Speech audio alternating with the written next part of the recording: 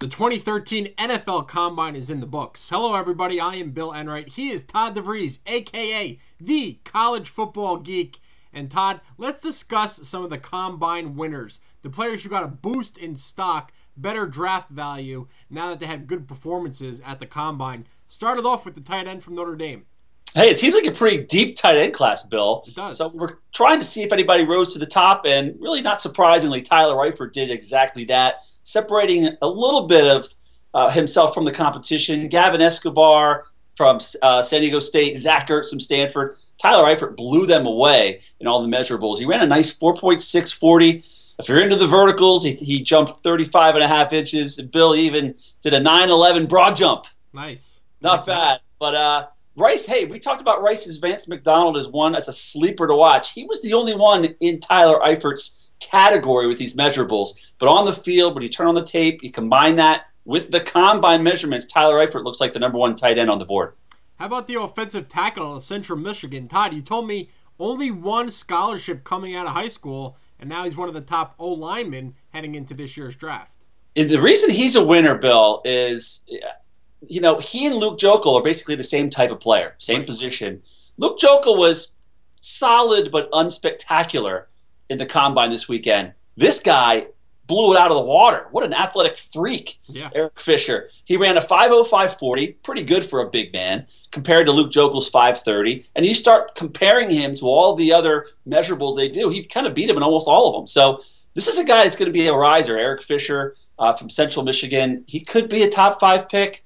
There were some whispers he might even go in the top 3. We'll see. It's a long way away. But Eric Fisher's a name to watch. All right, 2 defensive ends now, both of them athletic freaks. We got Ziggy Ansah from BYU, and then how about Marcus Hunt, the big boy, out of SMU? Yeah, buyer beware here. Both of these guys haven't played a lot of football, Bill. They're not kids that have played since 6th grade.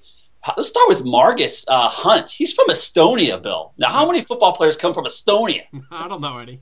Not many. He's 6'8", 280-pounder. He blocked 17 kicks in his 4 years at SMU. Wow. And he just blew all of the combine performances out of the water for a 6'8" guy.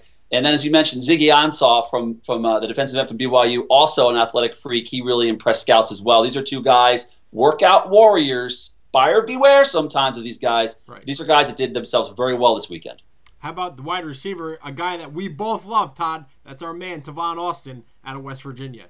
I was happy to see him do well, Bill. We said he needed a big combine because everything about his game is based on speed. He went out and did exactly what he needed to do. Ran a solid 4.3, 4.40. That's all we really care about. He measured in at 5'8", 174. We knew he's small. Wouldn't worry about it. He's very Deshaun Jackson-like. He might be a good spot, a good replacement for Mike Wallace in Pittsburgh if Wallace does leave. So Tavon Austin, I think he's going to go in the first round, Bill. I think he's going to be in the top 3 wide receivers taken off the board in April. I'd love to see that. Love what he can do. Especially excited to see him in the NFL. A couple more guys to get to here, Todd. How about Lance Johnson, the offensive tackle from Oklahoma? Yeah, Bill. This guy. The reason we're going to put him on here is he ran a 4.7240. Okay, Fast. He's a 300-pound man. And that 4.7240, to put this in perspective, that's actually faster than Anquan Bolden's 40 time. Wow. When he was at the combine. Wow.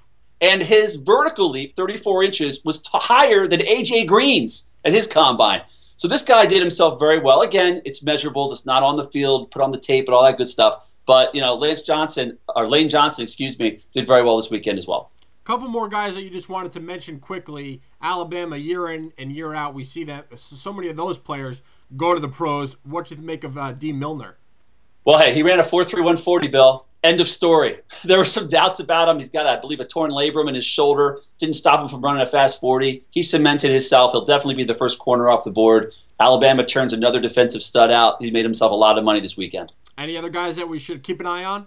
Hey, with the read option being all the rage in the NFL, keep an eye on Arizona quarterback Matt Scott. He did pretty well in the combine. Okay. Looked very athletic, and with Chip Kelly in Philadelphia now, and Colin Kaepernick's success in San Francisco, you never know. They might be looking for a backup. Matt Scott could serve that purpose very well. One other guy, if you're looking for a slot receiver, hey, New England, if Wes Welker leaves, an eye on Ryan Swope from Texas A&M. He was one of Johnny Manziel's favorite receivers. He ran a blazing 4.34 40. He's kind of an underrated slot guy, Bill. Keep an eye on him. He could be a valuable commodity in the NFL. He's Todd, the College Football Geek. For more of his stuff and more NFL draft coverage, head over to footballnation.com.